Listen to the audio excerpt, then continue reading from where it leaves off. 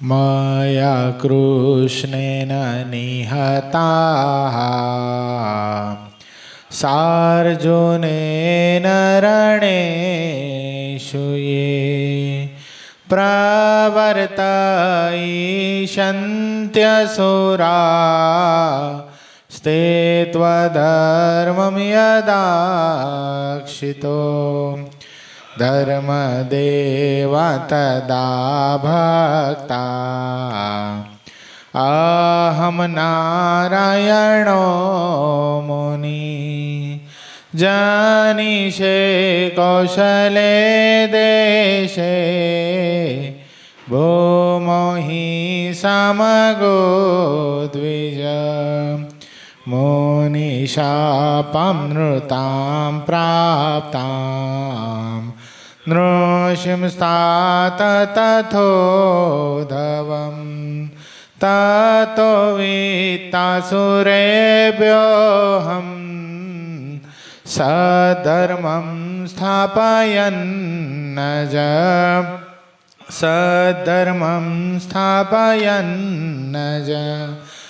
ओम अवतारिणे श्री स्वामीनारायणाय नमो नमः। श्री हरिकृष्णाय श्री घनश्यामाय श्री सहजानंद स्वामीने नमो नमः। આપણા મંદિરમાં બિરાજી આપણને સૌ કોઈને પ્રગટ દર્શન આપતા એવા આપણા સૌ કોઈને ઇષ્ટદેવ પ્રાણ પ્યારા મહાશ્રેય મૂર્તિ સંકલ્પ સિદ્ધ શ્રી સ્વામિનારાયણ ભગવાન આપણા ઉપર જેમની અપાર કરુણા છે એવા આપણા સૌ કોઈના ગુરુ શ્રી પ્રાતસ્મરણીય પરમવંદનીય મહામુક્તરાજ પરમ પૂજ્યપાદ સદગુરુ સ્વામી નિત્ય સ્વરૂપદાસજી સ્વામી, આપણા મંદિરના મહંત સ્વામી પૂજ્યપાદ હરિચરણદાસજી સ્વામી, આપણા મંદિરના કોઠારી પૂજ્ય પાર્ષદવરી હરેશ ભગત, પૂજ્ય પરમસુખ સ્વામી, પૂજ્ય કરુણાસાગર સ્વામી, પૂજ્ય રામાનુજ સ્વામી, પૂજ્ય પવિત્ર જીવન સ્વામી, પૂજ્ય વિદેહી ભગત આદિ તમામ સંતો પાર્ષદોના શ્રી ચરણોમાં માનસિક સાષ્ટાંગ દંડવત પ્રણામની સાથે વાલા વાલા તમામ ભક્તો હૃદયપૂર્વક જય સ્વામિનારાયણ. ગઈકાલે કથામાં સત્સંગનો મહિમા આવતો હતો. સત્સંગના મહિમાની વાત કરતા શ્રીજી મહારાજ આજે શું વાત આપણને બતાવી રહ્યા છે હરિચરિત્રામૃત સાગરના માધ્યમથી એને આપણે સાંભળશું. અત્યારે આપણો સત્સંગ દિવ્ય છે, તે મોક્ષભાગી પુણ્ય આત્માને દેખાય છે. જેને ધર્મ અતિ પ્રિય લાગતો હોય તેના જ હૃદયમાં મોક્ષનો ખપ ઉપજે છે. જેના હૃદયમાં આ સત્સંગ મોક્ષનું કારણ જણાતો હોય તે જ દ્રઢ સત્સંગી છે. અને જેના હૃદયમાં ધર્મ નથી, મોક્ષનો ખપ નથી, તેવા લોકો આ સત્સંગને પાખંડ કહે છે. જેને જેવી બુદ્ધિ સમજણ હોય તે તેવા રૂપમાં સત્સંગને દેખે છે. જે મનુષ્ય સત્સંગને મોક્ષરૂપ જુએ છે તે ખાસ કરીને તેનો મોક્ષ થાય છે. જે લોકો આ સત્સંગને પાખંડરૂપ કહે છે તેઓ તો આ જગતમાં અધમોમાં પણ અતિ અધમ અને અત્યંત પાપી હોય છે. જે સત્ય અને અસત્ય કહેતા હોય છે અને અસત્ય ને સત્ય કહેતા હોય છે તેને તો અમે દૈત્ય કહીએ છીએ. અને સત્સંગનો પણ એવો જ મત છે. શું વાત બતાવી યોગેશ ભગત? પાછા આવી ગયા કે હજી ત્યાં જ છો? મને સપનું ત્યાંનું આવે છો હજી. હાલો હાલો, કોકને સ્ટેશન ઉપર લેવા જવું છે થાય હો, હજી ઘણા દિવસ હાલશે એવું. હાલો, આજે જન્મોત્સવ છે, ઘનશ્યામ જન્મોત્સવ તૈયારી કરવાની છે, રિબિન ઉડાડવાની છે, આરતી તૈયાર કરવાની છે. એવું થાય છે તમને? નથી થતું? હે શું? સ્ટેજની નીચે હતા? અચ્છા, બેક સ્ટેજમાં નહોતા? અચ્છા, રોટેશન નહોતું રાખ્યું? બે જણા એક દી રહેવાનું, આમ રહેવાનું. અમારા વખતે એવું હતું, બધાને લાભ મળે ને, બધાને લાભ મળે એટલે અમે શું કરતા ખબર? આવી રીતે રાખતા, બે દી તારે રહેવાનું, બે દી તારે રહેવાનું, બે દી તારે રહેવાનું. આ એ સારું, કથા તો સંભળાય, ભજન થાય. તમને તો આખો ઉત્સવ માણવા મળ્યો હતો. જબરદસ્ત કા? એક ક્ષણ પણ સાક્ષી તમે નહીં રહે આવું ન બન્યું. બહુ સારું, ભગવાનની કૃપા.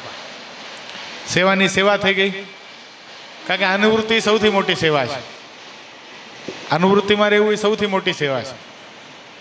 આપણા મનમાં થાય કે આપણે રસોડામાં જતા રહીએ, એ સેવા નથી. આપણા મનમાં થાય આપણે સ્ટેજ ઉપર સેવા કરીએ, એ સેવા નથી. આપણા મનમાં થાય આપણે વેલકમ સેન્ટરમાં સેવા કરીએ, એ સેવા નથી. જ્યાં સંતો કે ત્યાં રહેવાનું, એ સેવા છે. પછી ભલે ને કાંઈ ન કરે, બહુ સરસ ગુણાતીતાનંદ સ્વામી વાતોમાં લખ્યું. સ્વામી કે મારી આજ્ઞાથી સૂતો રહે ને તોય પણ એને હું બેઠા બેઠા ખવડાવું, અને પોતાના મંદિરે આખા મંદિરનું કામ કરતો હોય ને તોય શ્રેષ્ઠ નથી. એટલે આટલો ફરક છે. આપણે શું વિચારીએ કે હાર્ડ કામ કરીએ ને એને જ સેવા કહેવાય. ઘણીવાર કોઈ એવા અસામાજિક તત્વો પણ સ્ટેજ ઉપર ન ચડી જાય એનું પણ ધ્યાન રાખવું પડતું હોય છે, કારણ કે એ બહુ મોટી જવાબદારી છે. એટલે અહીંયા મહારાજ બહુ સરસ વાત બતાવે છે કે જે લોકો સત્સંગને પવિત્ર સમજે છે, સત્સંગમાં મોક્ષ માને છે, એનું જ મહારાજ કે કલ્યાણ થાય છે. અને જે લોકો સત્સંગને કુસંગ કહે છે, મહારાજ કે અધમમાં પણ અધમ છે. જે લોકો આ સત્સંગને પાખંડરૂપ કહે છે તે આ જગતમાં અધમમાં પણ અતિ અધમ છે ને અત્યંત પાપી છે. અને સત્યને અસત્ય કહેતા હોય ને અસત્યને સત્ય કહેતા હોય તેને તો અમે મહારાજ કે દૈત્ય કહીએ છીએ. આ દૈત્યની જાતિનો છે. હોય શિશુપાળ જેવા. ભગવાન કૃષ્ણને શું કીધું હતું કે વાસુદેવ કઈ ભગવાન નથી, શું છે? એને બગલાને માર્યો તો કઈ બકાસુર નામે દૈત્ય નથી માર્યો, એને વાછડાને માર્યો, કઈ વત્સાસુર નામે દૈત્યને નથી માર્યો. એણે ગોપીઓ સાથે વિહાર કર્યો તો ક્યાં રીતે બાળ બ્રહ્મચારી કહેવાય? એટલે આવી બધી ભગવાન પ્રત્યે પણ જેને કહેવાય નીચી ભાવના એ શિશુપાળ જેવા લોકો કરતા હોય છે. અત્યારે પણ જોજો તમે, જેને સદાચાર કે વ્યસન મુક્તિ કે જીવનમાં પવિત્રપણું ગમતું નથી, એ સ્વામિનારાયણ સંપ્રદાયની નિંદા પણ કરે છે. એ શા માટે કરે છે ભાઈ? શા માટે કરે? પોતાના જીવનમાં એ વસ્તુ નથી અને લાવી પણ નથી. આટલો મોટો સમયો થાય, આ વિશ્વ રેકોર્ડ કહેવાય. આટલી સાથે એકી સાથે 1.5 થી 2 લાખ લોકો પ્રસાદ લે. શાકોત્સવના દિવસે 12 તારીખે 1.5 થી 2 લાખ લોકો પ્રસાદ લે, અને એમાં બધા જ નિર્વ્યસની. એક માવાનું પડીકું ન મળે, એક સિગરેટનું બીડીનું ઠૂઠું ન મળે. એક અજાયબી છે અત્યારના સમયની અંદર. આટલો મોટો નિર્વ્યસની સમાજ સ્વામિનારાયણ સંપ્રદાયના સંતોએ તૈયાર કર્યો છે. એમાં ગુરુશ્રીનો તો સિંહ ફાળો છે. ગુરુશ્રી ગામડે ગામડે ઘર સભાઓ કરી, તોય પણ ઘણાને ઘર સભાનો ભાવ હોય. ઘર સભા શું કરે છે? ઘર સભા મૃતપાય થયેલા જીવાત્માને ફરીવાર સજીવન કરે છે. મૃતપાય થયેલા જીવાત્માને એટલે જેના જીવનની અંદરથી ધર્મ વિદાય લઈ લીધો છે, સદાચાર વિદાય લઈ લીધા છે, માતા પિતાની આમણ્યા વિદાય લઈ લીધી છે, પોતાના જીવનમાં કુસંગનું ઘર થઈ ગયું છે, જુગાર, દારૂપાન, માંસ ભક્ષણ આદિ ઘણા બધા કુકર્મોથી ઘેરાઈ ગયેલો છે, એવો જીવાત્મા પણ આવા સંતના માધ્યમથી શું થાય છે? ફરીવાર બેઠો થાય છે. આપણે સંપ્રદાયનો અજોડ ઇતિહાસ છે. મેંગણી ગામના અભયસિંહજી, સદગુરુવર્ય ગોપાળાનંદ સ્વામી માનભા બાપુના દીકરા હતા. બહુ માનભા બાપુ એટલે બહુ મહાન ભક્ત ભગવાનના. અભયસિંહજીનું આખ્યાન આપણે આખું લીધેલું છે ચરિત્ર રૂપમાં. પણ કહેવાનો તાત્પર્ય કે માનભા બાપુના દીકરા હતા. માનભા મહાન ભગવાનના ભક્ત પણ ઉપાધિ કર્યા રાખે. કુસંગના યોગે કરીને શું થઈ ગયું હતું? અભયસિંહ એવા રવાડે ચડી ગયા હતા, દારૂપાન થઈ ગયા હતા, માંસ ભક્ષણ કરતા થઈ ગયા હતા. એટલું જ નહીં, એકાદશીના પવિત્ર દિવસે ચકલાની જીભનો ફરાળનો કરનારો આ પુરુષ ડાઇનિંગ ટેબલ ઉપર, પોતાના મેજ ઉપર એક વાટકાની અંદર એક કપડું ઢાંકેલું, એની અંદર સરસ ચાટ મસાલો નાખીને ચકલાની જીભનો ફરાળ કરે. એના પિતા કે બેટા આજે એકાદશી છે, અનાજ ન ખવાય. ત્યારે આ અભયસિંહના મોઢામાંથી શબ્દ નીકળે કે બાપુ મને ખબર છે આજે એકાદશી છે, હું ક્યાં અનાજ ખાઉં છું? હું તો ફરાળ કરી રહ્યો છું. કે આ તારા જે પાત્રમાં શું છે? તો બધી ચકલાની જીભો છે. આહા, માનભા બાપુને તો હરરાટી ઉપડી ગઈ. આહા, ક્યાં આ ઘરની અંદર કોઈથી દારૂનો પ્રવેશ નથી થયો, માંસનો પ્રવેશ નથી થયો. ઘરના રસોઈ ઘરની અંદર નિત્ય પરમાત્માનો પવિત્રપણે થાળ બનતો અને ભગવાનને જમાડીને જ આખું ઘર જમતા. એની અંદર આટલું અપવિત્રપણું, ચકલાની જીભના ફરાળનો કરનારો આ પુરુષ મારા ઘરે, મારી કુખે જન્મ્યો, ધિકાર છે મને. ખૂબ રુદન કરી. અને એક વખત મેંગણી ગામની અંદર અનાદિ મૂળ અક્ષર મૂર્તિ સદગુરુવર્ય ગોપાળાનંદ સ્વામી પધાર્યા, અને માનભા બાપુ પોક મૂકીને સ્વામીના પગ પકડીને રોયા છે. સંપ્રદાયનો ઇતિહાસ બોલે, માનભા બાપુને ચૂપ કરાવતા સ્વામી કે ચિંતાનો ત્યાગ કરો, અભયસિંહ તો અમારો મુક્ત છે. શું? અભયસિંહ તો અમારો મુક્ત છે, ભગવાનનો મુક્ત છે. અને એટલું જ નહીં, સ્વામી અંતર્યામીપણે અભયસિંહના જીવને સ્કેન કરીને પોતાની તરફ આકર્ષિત કર્યો કે માનભા ચિંતાનો ત્યાગ કરો, અભય આવી રહ્યો છે. અને આ બાજુ ઘટના ઘટી, અભયસિંહ શિકાર કરવા ગયા હતા, શિકાર છટકીને ભાગ્યું, પોતે બીજા ગામની અંદર હતા, પોતાના ગામની અંદર શિકાર આવ્યું પણ શિકાર ભાગી ગયું. મનમાં વિચાર થયો, મારા પિતાએ મને કીધું હતું કે અત્યારે આપણા ગુરુદેવ સદગુરુવર્ય ગોપાળાનંદ સ્વામી આપણા ગામમાં પધાર્યા છે, તું એના દર્શન કરતો જાજે.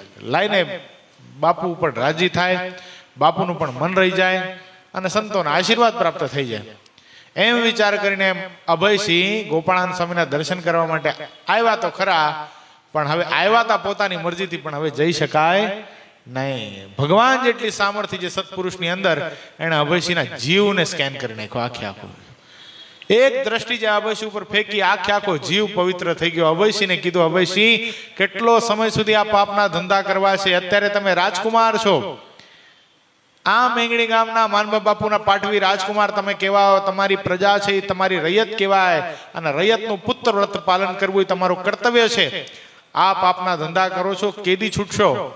અત્યારે એકને બોલાવો 21 હાજર થાય છે, પાણી માંગો તો દૂધ હાજર થાય છે, પણ અભયસિંહ તમને જોવું છે તમારો અંતકાળ કેવો આવશે. અને જ્યાં માથા પર હાથ મૂક્યો, 4 જમદૂતો દેખાણાઓ. સ્વામી સમાધિ કરાવી અભયસિંહને. 4 ખુખાર ડિબાંગ જેવા જમદૂતો દેખાણા અને અભયસિંહને મારી તોડી નાખ્યો. અભયસિંહનું શરીર ઉછળીને નીચે પડે.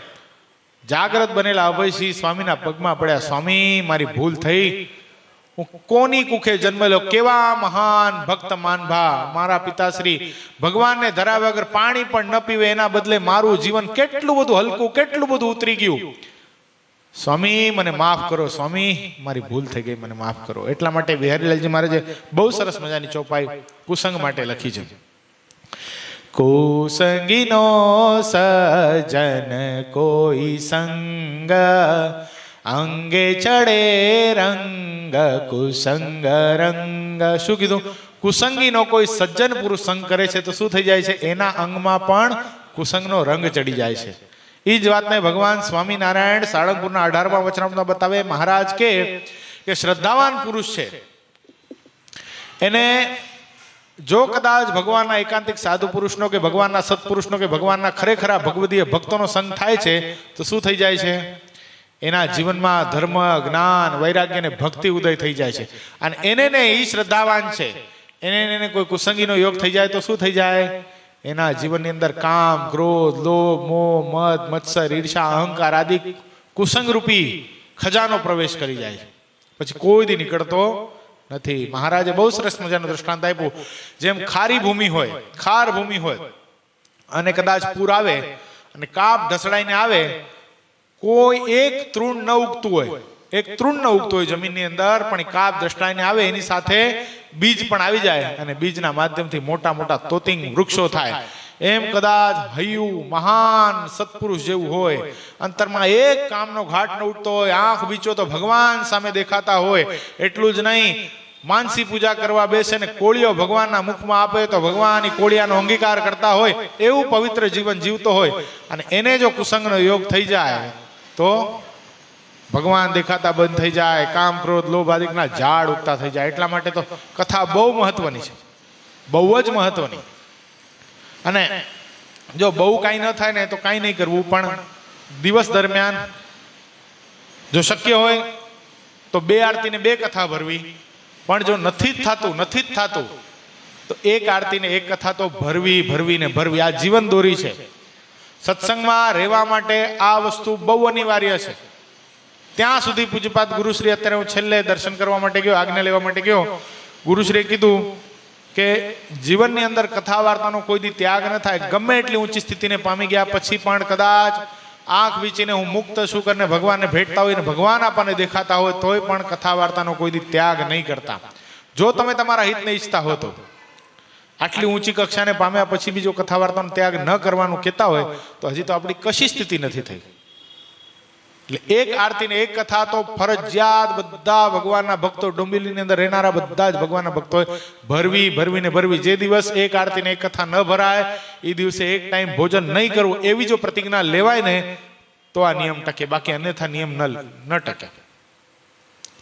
મહારાજે વચનામૃતમાં બતાવ્યું, અંત્ય પ્રકરણના 24મા વચનમાં મહારાજ કે જેના જીવનમાં કથા વાર્તા નથી એની કોઈની એમ અટકળ માંડવી, એના જીવનમાં કોઈ દિવસ રૂડા ગુણ નહીં આવે. શ્રીમુખે વાક્યામૃતમાં કહ્યું છે, તે વાક્ય મારી સ્મૃતિમાં રહ્યું છે.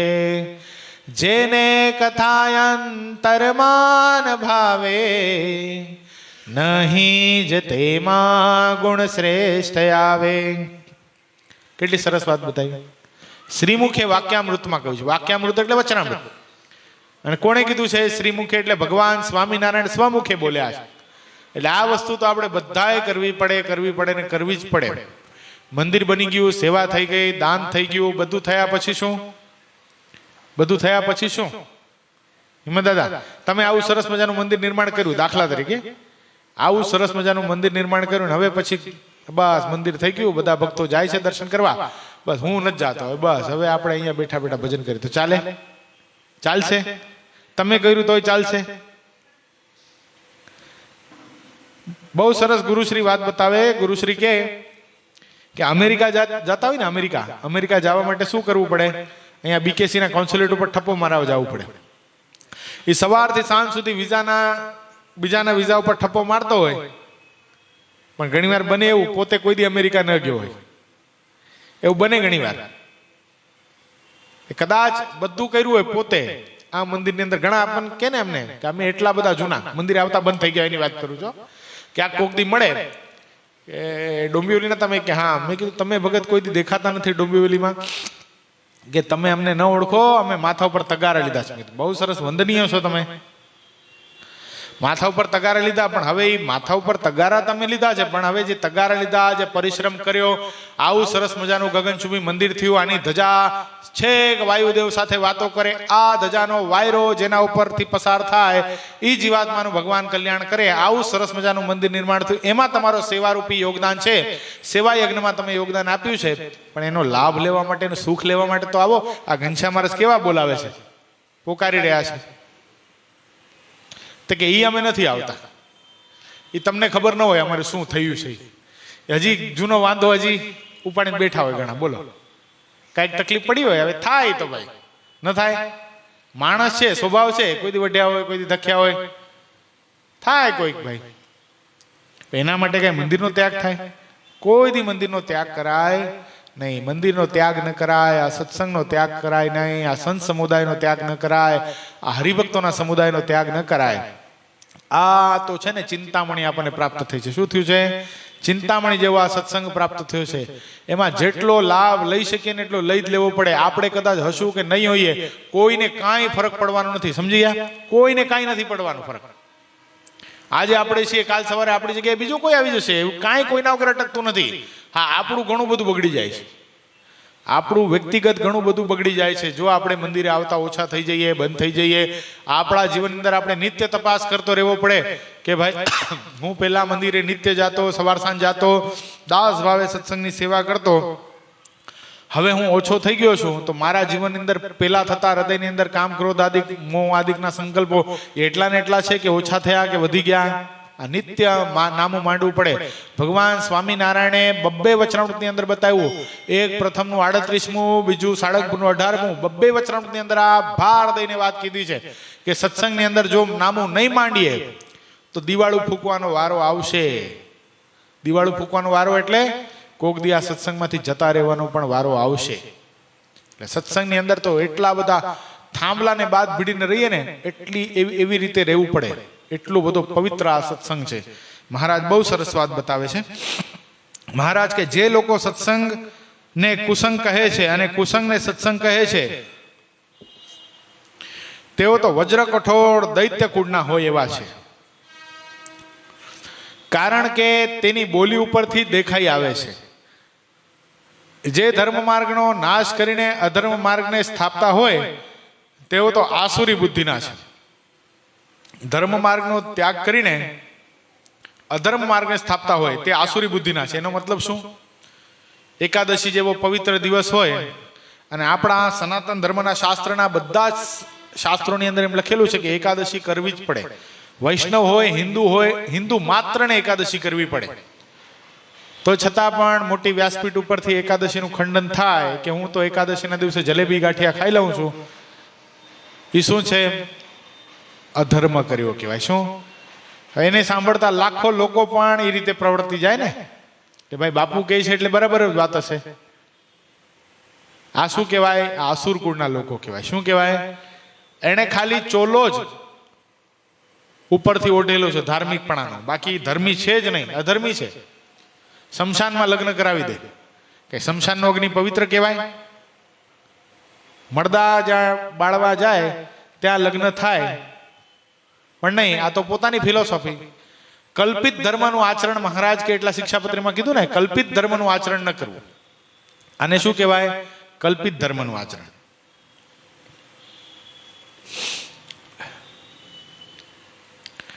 જે ધર્મના માર્ગને નાશ કરીને અધર્મ માર્ગને સ્થાપતા હોય તે તો આસુરી બુદ્ધિના છે, દૈત્ય છે અને પાપરૂપ છે, જેમાં કોઈ વર્ણનું કે આશ્રમનું ચિહ્ન હોતું નથી. જે લોકો વર્ણ અને આશ્રમથી બહાર હોવા છતાં પણ સત્ય ધર્મનું પ્રતિપાદન કરે છે, તેથી તેઓ અસુર હોવા છતાંય પણ દેવ જાતિના છે. શું? કદાચ બની શકે વર્ણાશ્રમ ધર્મમાંથી પોતે ભ્રષ્ટ થઈ ગયા છે, છતાંય પણ અમારાથી નથી થતું, તમે કરો છો એ શ્રેષ્ઠ છે, આવું પ્રતિપાદન કરતા હોય તો એ શું કહે છે કે અસુર હોવા છતાંય પણ દેવ જાતિના છે. જેમ વિભીષણ કયા કુળમાં? નિશાચર કુળની અંદર પ્રાગટ્યને પામ્યા હતા ને, રાક્ષસ કુળની અંદર વિભીષણનો જન્મ હતો, પણ વિભીષણ એ ભગવાનના ભક્ત હતા, પાછા બહુ બુદ્ધિશાળી હતા. વિભીષણનો એક નાનો એવો પ્રસંગ. વિભીષણ પોતાના આખા ઘરની અંદર રામ રામ રામ રામ રામ બધે રામ લખી નાખ્યું હતું. ભજન પણ રામ રામ રામ નું કરતા હતા. એક દિવસ લંકેશ દશાસન પોતે એના ઓરડામાં પધાર્યા, જોયું કે બધે ઠેકાણે રામ લખેલું છે. વિભીષણને બોલાવીને કીધું, પાપી કુલક્ષણ, તને શરમ નથી આવતી? મારા શત્રુનું તું ભજન કરે છે, મારા શત્રુનું નામ આખા ઘરમાં લખી નાખ્યું તે? કે ના ભાઈ, આ ક્યાં રામ? તમારા શત્રુનું નામ નથી આ. શું છે રામ એટલે? રામ એટલે રાવણને મંદોદરી, રાવણને મંદોદરી, રાવણને મંદોદરી. રાવણ ખુશ થઈ ગયો, શાબાશી કે. પણ વાસ્તવિકતામાં વિભીષણ કોનું ભજન કરતા હતા? ભગવાન રામનું ભજન કરતા હતા. એટલે આવા અસુરકુળની હોવા છતાંય પણ દેવ જાતિના છે. કેવા છે? દેવ જાતિના છે. એમ માનવું કારણ કે તેની બુદ્ધિમાં સત્યનો અને ધર્મનો વિવેક રહ્યો છે. એવા લોકોનો ઉદ્ધાર શ્રી હરિ કરે છે. એવા લોકોનો ઉદ્ધાર મહારાજ કરે છે. પાછા ભલે અસુર કુળની અંદર પ્રગટ થયા, શું કામ નહીં? શ્રી હરિનો એવો મત છે કે જે સત્ય તથા ધર્મને માને છે અને પ્રજાનો પ્રેમ સંપાદન કરે છે, વળી અસત્ય મતને અનીતિ માને છે, જે અસત્ય મતનો નાશ કરે છે અને સત્ય ધર્મ મતનો રંગ ચડાવે છે, અર્થાત તેનો વિકાસ કરે છે. આવા રાજાઓ દુનિયામાં જ્યાં હોય, દેશમાં હોય કે પ્રદેશમાં હોય, જે શક્તિશાળી હોય તેવા શાસકો કદાચ બીજું કરોડ ગણું પાપ કરતા હોય તો પણ શ્રી હરિ આવીને તેની રક્ષા કરે છે. બોલો, ધર્મ માર્ગે દુનિયાને ચલાવે છે, પોતાના રાજ્યને ચલાવે છે, પણ એનાથી જો કદાચ કરોડ ગણું પાપ થાય છે તો એ પણ શું કરે છે? મહારાજ એની રક્ષા કરે છે. બોલો, આવા રાજાઓ. એટલે અત્યારે મોદી સાહેબની રક્ષા કોણ કરે છે? સ્વયં ભગવાન સ્વામિનારાયણ કરી રહ્યા છે. આ ઠંડીની અંદર હાડ ગાળી નાખે એવી ઠંડીની અંદર અત્યારે કુંભ મેળામાં પ્રયાગરાજમાં આપણા માનનીય વડાપ્રધાન શ્રી નરેન્દ્રભાઈ મોદી સવારના 4 વાગે ડૂબકી લગાડી. બોલો, 4 વાગે ડૂબકી લગાડીને અર્ઘ્ય આપ્યો. ગંગાજીમાં અડધો કલાક ઉભા રહ્યા, ભજન કર્યું. ગયે વર્ષે આ દિવસોમાં રામ જન્મભૂમિ અયોધ્યાની અંદર ભગવાન રામની પ્રતિષ્ઠા થઈ તો પોતે અઠવાડિયા સુધી ઉપવાસ કર્યા. બોલો, લીંબુનું શરબત પણ ન પીધું, નકોરડા ઉપવાસ કરી અઠવાડિયું રહ્યા. શું કામ? મારે એવું પવિત્ર થવું છે જેથી કરીને હું 16 થઈને ગર્ભગૃહની અંદર પ્રવેશ કરીને ભગવાનની પ્રતિષ્ઠા વિધિનો લાભ લઈ શકું. આવા ધાર્મિક રાજા આપણે બહુ ભાગશાળી છીએ કે ભારત વર્ષને પ્રાપ્ત થયા છે. એમ કોઈ પૂર્વજન્મની અંદર મહાન ઋષિ હશે અથવા તો કોઈ પૂર્વજન્મની ચક્રવર્તી સમ્રાટ હશે, એવા વિક્રમાદિત્ય કે અશોક જેવા, જેના લીધે જ આ શક્ય બને, બાકી શક્ય ન હોય. તેવા શાસકો કદાચ બીજું કરોડ ગણું પાપ કરતા હોય તો પણ શ્રી હરિ આવીને તેની રક્ષા કરે છે. કેટલાક તો સિંહના અને સર્પના જેવા હોય છે કે જે બીજાના માંસને ખાઈને જીવતા હોય છે. તે માંસ સિવાય બીજો કોઈ આહાર લેતા જ નથી, કારણ કે તેનો જન્મ જ એવી પાપમય યોનિથી થયો હોય છે. તેવો જન્મ કોઈ પુણ્યના ફળ રૂપે નથી થતો. આમ વેદો અને પુરાણો પણ કહે છે જે બીજાને ખાય છે એનો જન્મ કેવો થાય છે? એવી જ યોનિની અંદર થાય છે. સિંહ વાઘ થાય, શું થાય? પાપના લીધે થાય છે.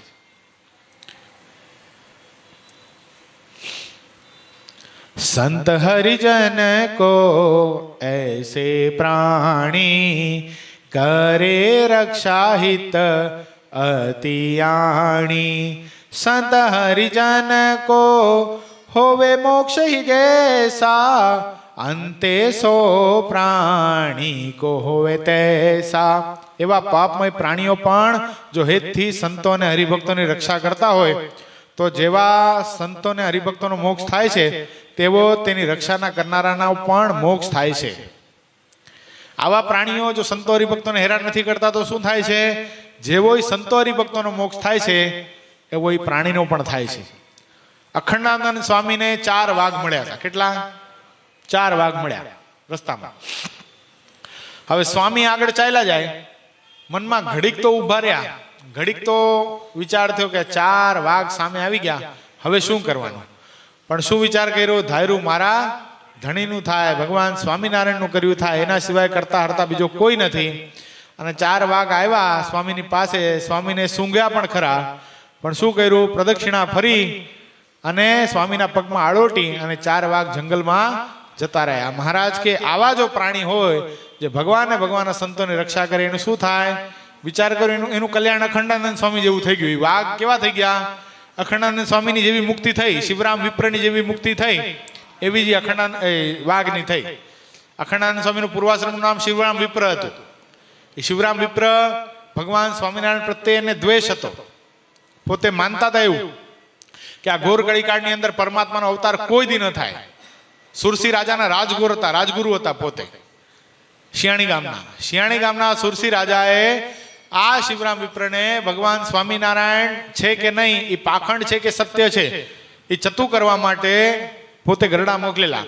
શિવરામ વિપ્ર આવ્યા તો ખરા, ભગવાન સ્વામિનારાયણને ઝુકાવવા માટે આવ્યા હતા, પોતે હરાવવા માટે, પણ પોતે ભગવાન સ્વામિનારાયણની સામે હારી ગયા. એટલું જ નહીં, પોતેના સાધુ થઈ ગયા. ભગવાન સ્વામિનારાયણને નામ પાડ્યું અખંડાનંદ સ્વામી. પછી શું કર્યું? મહારાજ કે એક કામ કરો, હવે શિવરામ તમે જે સંશયની ગાંઠો ઓલા સુરસી રાજાના મનમાં નાખી છે ને એ પેલા ખોલતા આવો. અખંડાનંદ સ્વામી દીક્ષા લઈને પહેલું કાર્ય એ કર્યું, સુરસી રાજા પાસે ગયા અને કીધું કે રાજા, હું તો ભૂલો પડેલો, તારા મનમાં પણ મેં ઘણા શંકાના કીડા ઉત્પન્ન કરી દીધેલા, પણ સ્વામિનારાયણ ભગવાન નહીં, સર્વોપરી ભગવાન છે. જ્યારે ઈ હાલતા જંગલમાં ગયા ત્યારે આવા થયા ને, ત્યારે વાઘના હૃદયની અંદર પર પ્રેરણા કરીને ભગવાન શ્રી હરિ એના ચરણોમાં વાઘને આળોટવાનું મન થાય એવા બનાવી દીધા.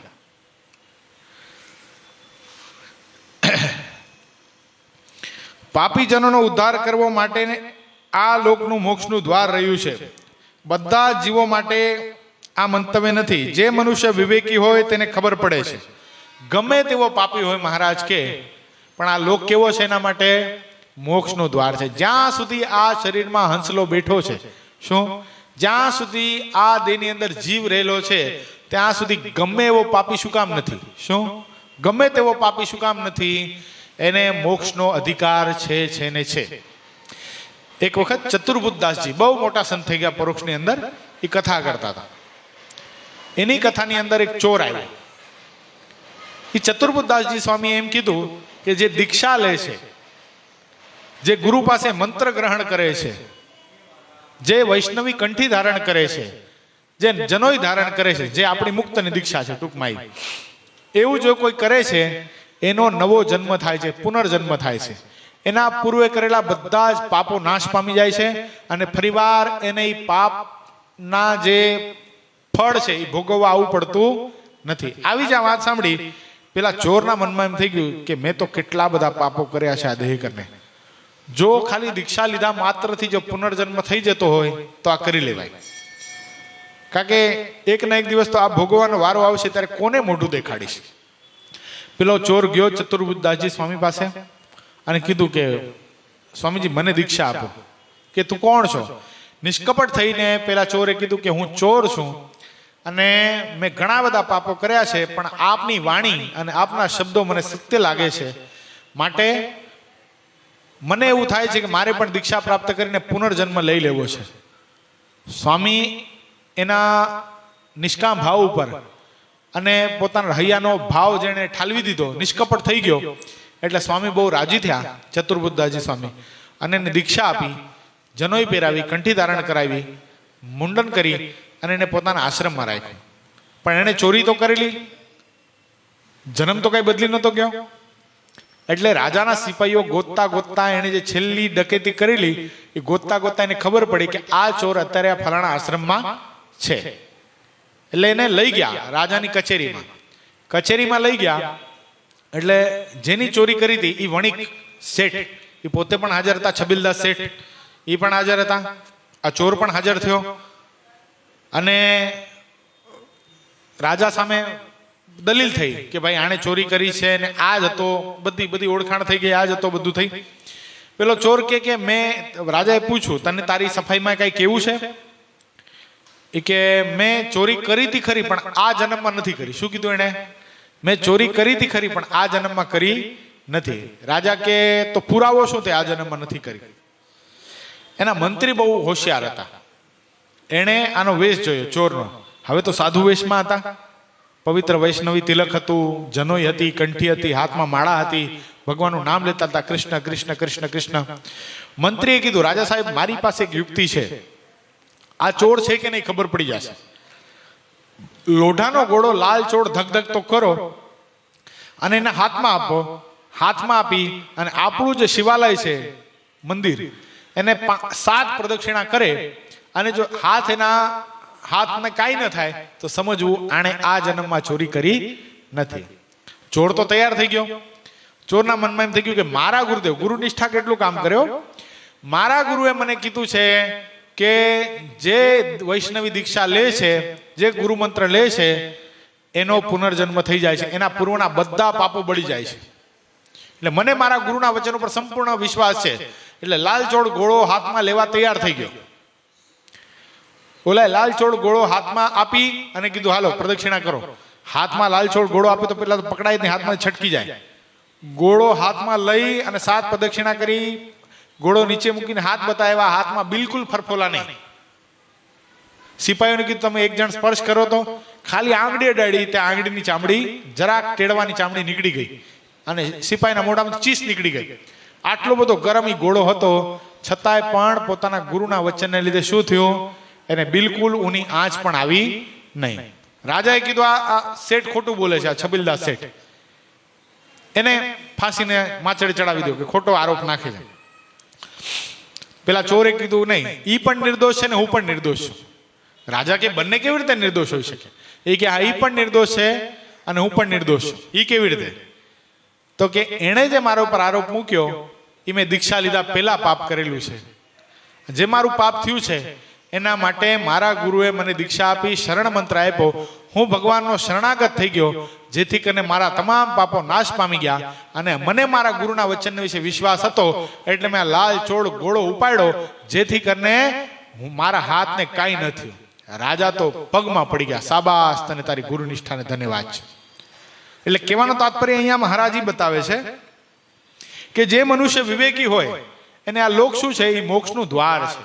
ગમે એવા કઠણ પ્રારબ્ધ હોય, ગમે એવા પાપ કરેલા છે, છતાંય પણ ભગવાનના આવા ખરેખરા સત્પુરુષને શરણે જે જીવાત્મા જાય છે એને તમામ પાપોમાંથી મુક્ત કરી અને ભગવાનને ભેટી શકે એટલો મહામુક્તનો દરજ્જો આપી શકે છે. અને આપણે એવા સદગુરુ ગોતવા જવાની જરૂર નથી, આપણને ભગવાને કૃપા કરીને આપ્યા છે. બોલો, કૃપા કરીને એવા સત્પુરુષ આપ્યા છે. આજે આપણે ખાલી આપણા ગુરુ મહાન છે ને એનો મહિમા સમજીએ એટલું જ નહીં. જેટલા મહુવા મહોત્સવમાં આવ્યા હતા, જેટલા લાઈવ જોઈને દર્શન કર્યા છે, બધા જોઈ શકતા હતા મોટા મોટા સદગુરુ આવીને પૂજ્યપાદ ગુરુ માટે કેવી વાતો કરતા હતા. બ્રાન્ડ એમ્બેસેડર ઓફ મૂળ સંપ્રદાયના બ્રાન્ડ એમ્બેસેડર છે. મને જો કે બહુ લાભ નથી મળેલો, પણ ક્યારેક આવતો તો સ્થિર થઈ જતો. આમ એવા વચનો પૂજ્યપાદ ગુરુશ્રી માટે વડીલ સંતો બોલતા. વડીલ સંતો એટલે જેના શિષ્ય સમાન છે, ગુરુશ્રી માધવપ્રિય સ્વામીના તો શિષ્ય જેવા થાય. એવા મોટા મોટા ભુજના સંતો હોય, પછી અમરેલીના હોય, બગસરાના હોય, એ મહાન પંચવર્તમાન. જો બીજાની તો વાત ન કરાય, પણ જે ખરેખર વર્તનવાળા સાધુ છે એ પણ જ્યારે વાત કરે ત્યારે આપણા હૈયામાં હા પડી જાય કે આપણને મળેલું જે તત્વ છે કોઈ સામાન્ય નથી. જેવા નંદ સંતો હતા એવા આપણને આપણા ગુરુ પ્રાપ્ત થયા છે, એવા ગુરુ પ્રાપ્ત થયા. એટલે મહારાજ અહીંયા બહુ સરસ વાત બતાવે છે. શાસ્ત્રમાં મોક્ષની રીત અનંત બતાવેલી હોય છે. જેવો અધિકારી હોય તેને માટે તેવું વચન હોય છે. શું? અનેક પ્રકારની શાસ્ત્રમાં મોક્ષની રીતિ બતાવેલી છે. મોક્ષ કોઈનો ઈજારો નથી. સમજાણું? એમ કહી દે કોઈ કે તારું કલ્યાણ નહીં થાય, એ કોઈના બાપાની વાત નથી. ખ્યાલ આવ્યો? એ ભગવાનના હાથની જ વાત છે. કોની? ભગવાનના હાથની જ વાત છે. જો એક સરસ પ્રસંગ બીજો યાદ આવ્યો. પરશુરામજી મહારાજ કથા કરતા હતા. પરશુરામજી મહારાજ, એમાં ગોળધન નામનો એક ચોર એ પ્રવેશ કરી ગયો. એના મનમાં થયું આટલી મોટી સભા ભરેલી છે, ભૂખ લાગી છે, હું જમી લઉં. અહીંયા જમવા માટેની હજી વાર હતી એટલે એને થયું હાલ ને 2 મિનિટ બે વાત ભગવાનની કાનમાં જાય એટલે સત્સંગમાં બેઠો. હવે એમાં ભાગવતની કથા કરતા હતા પરશુરામજી મહારાજ. એમાં પરશુરામજી મહારાજ કે જશોદા મૈયાએ બાકે બિહારી લાલને એટલે નાના લાલાને સરસ મજાની સોનાની કરધની પહેરાવી, સોનાનું મુગટ પહેરાવ્યો, કંઠમાં સોનાનો હાર પહેરાવ્યો, સોનાની વાસળી આપી, ગાલે સરસ મજાનો કાળો ટપકો કરી દીધો, કોઈની નજર ન લાગે મારા લાલાને, અને કીધું જા લાલા ગૈયા ચરા ક્યાં.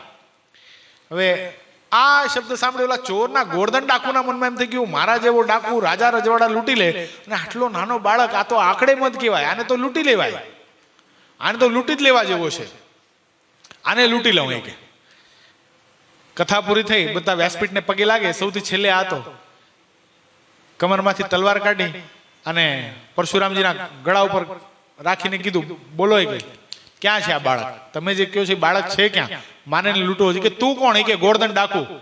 એ કે આમાં ડાકુ બાકુની કાંઈ ન ચાલે, એ પરાત્પર પરબ્રહ્મ છે, ભગવાન છે. એ કે નહીં નહીં, આવો છોકરો આટલું બધું સોનું પહેરીને રખડે, એને મારે લૂંટી લેવો છે. ક્યાં છે? એનું એડ્રેસ આપો, લખો તો આ ચિઠ્ઠીમાં. એ કે મથુરા વૃંદાવન ત્યાં જ છે, ત્યાં જ તને મળશે. શું નામ છે? બાકે બિહારીલાલ. કે આટલું મોટું નામ મને યાદ ન રહે, નાનું કયો. કે શ્યામ સુંદર. એ કે ભાઈ આ તું નહીં પકડી શકે, આને ભલભલા પકડવા ગયા, પોતે પકડાઈ ગયા, આને ન પકડી શકાય. ઓલો ગોરધન ડાકુ કે નહીં હું પકડી પાડીશ. કે તમારે જોવું છે? એ કે હા. એ કે તો તમારી સામે પ્રતિજ્ઞા કરું છું, આ વ્યાસપીઠ ઉપર હાથ રાખીને પ્રતિજ્ઞા કરું છું, જ્યાં સુધી આનું સોનું લૂંટી ન લઉં આ શ્યામ સુંદરનું, ત્યાં સુધી જળપાન નહીં કરું, પાણી નહીં પીવું. કે હવે ગયો. કોને ભગવાન વશ થઈ જાય ને કોનું કલ્યાણ કરી નાખે અહીંયા કાંઈ ખબર નહીં. રોજ માળા કરનારો રહી જાય ને આ ચોર કલ્યાણ લઈ જાય. ગયા वृंदावन गया અને કે श्याम सुंदर कहाँ मिलेगा? कौन श्याम सुंदर? अरे जिसकी बहुत सारी गैया है, जिसके सर पे सोने का मुकुट है, जिसके गले में सोने का हार है, जिसके कमर में सोने की करदनी है, पैरों में पायल है, रुमझुम करता बांसुरी बजाता है और गैयों को चराता है.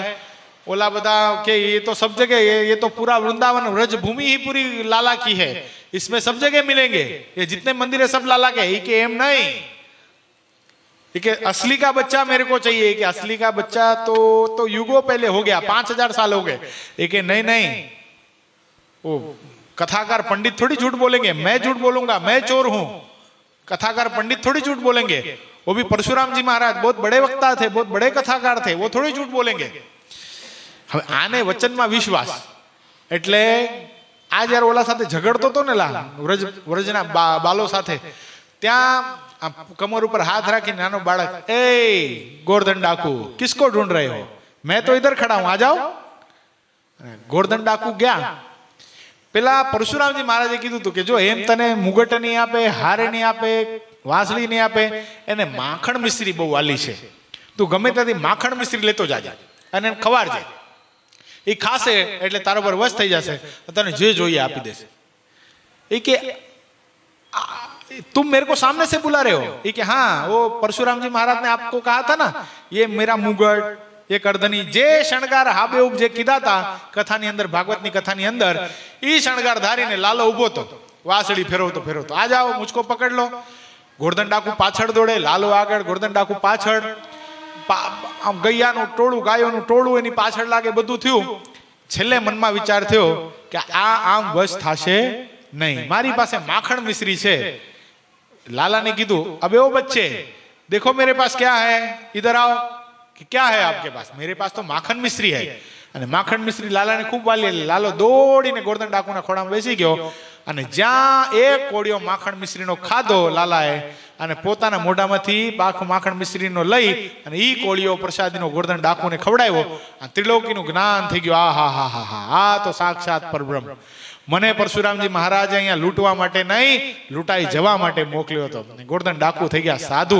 ગોરધનજી મહારાજ પરશુરામજી મહારાજના શિષ્ય આજે પણ વૃંદાવનમાં એની પરંપરા ચાલી આવે છે. એટલે અહીંયા મહારાજ બહુ સરસ વાત બતાવે છે. મહારાજ કે મોક્ષની રીતિ શાસ્ત્રમાં ભિન્ન ભિન્ન પ્રકારની કહી છે.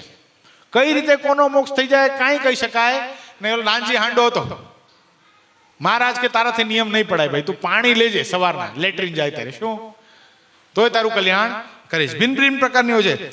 જેને મોક્ષ અંગનું જ્ઞાન હોય તે મોક્ષના દ્વારને દેખે છે. કઈ રીતે કલ્યાણ ભગવાન સ્વામિનારાયણની એ વિટો પાવર છે. કઈ રીતે કલ્યાણ કરે એ કદાચ કોઈ સંતોને રસોઈ આપે ને તો એનું કલ્યાણ કરે, કોઈ પોતું મારે ને સંતોને તો એનું કલ્યાણ કરે. બોલો, એટલે એ ભગવાનના હાથની વાત છે. મોક્ષનું દ્વાર દેખે છે. ભલે વેદોને અને શાસ્ત્રોને ભણ્યા હોય પણ જો તેઓ મોક્ષ માર્ગે ચાલ્યા ન હોય તો તેમને મોક્ષ માર્ગ દેખાય નહીં. મોક્ષ માર્ગ ભણેથી નથી આવતો. શું? આ વિદ્વાનનો માર્ગ નથી, આ પ્રેમીનો માર્ગ છે. આ માર્ગ કેવો છે? આ પ્રેમનો માર્ગ છે.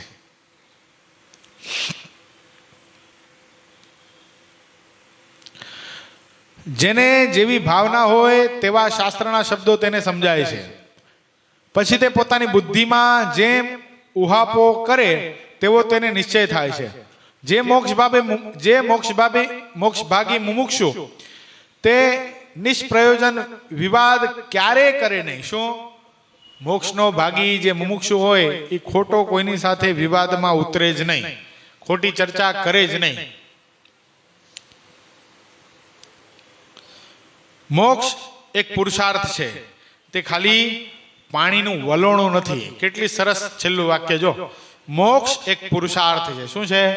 પુરુષાર્થ કર્યા વગર મોક્ષની પ્રાપ્તિ થતી નથી. સાળંગપુરના 11મા વચનમાં મહારાજે 5 સાધનો બતાવ્યા છે. પુરુષ પ્રયત્ન જેવું કોઈ સાધન નથી. એમાં પુરુષ પ્રયત્નમાં પણ મહારાજે બતાવ્યું બ્રહ્મચર્ય, અહિંસા ધર્મ, સ્વધર્મ. હજી બે ક્યાં રહી જાય છે? 5 સાધન બતાવ્યા છે. એ 5 સાધન કરે તો શું થાય? એ પુરુષ પ્રયત્ન થાય. અને પુરુષ પ્રયત્ન જે કરે એનો જ મોક્ષ થાય. એ પાણીનું વલણું નથી. પાણીનું વલણું એટલે પાણીને લાખ વર્ષ સુધી વલવીએ તો નખ પલળે એટલું માખણ નીકળે નહીં. એમ મહારાજ અહીંયા બતાવે છે કે મોક્ષ એક પુરુષાર્થ છે. ઇતિ શ્રી સહજાનંદ સ્વામી શિષ્ય સિદ્ધાનંદ મુનિ વિરચિતે શ્રી હરિચરિત્રામૃત સાગરના નવમપુરમાં બધા દરબારોએ પોતાના ગામ જઈને લોકોની આગળ શ્રીનો પ્રતાપ કયો તે નામે 33મો તરંગ સમાપ્ત થયો. સહજાનંદ સ્વામી મહારાજની જય. શ્રીપતિમ શ્રીધરમ સર્વદેવીશ્વરમ ભક્તિધર્માત્મજમ વાસુદેવમ હરે માધવમ કેશવમ કામદમ કારણમ સ્વામિનારાયણમ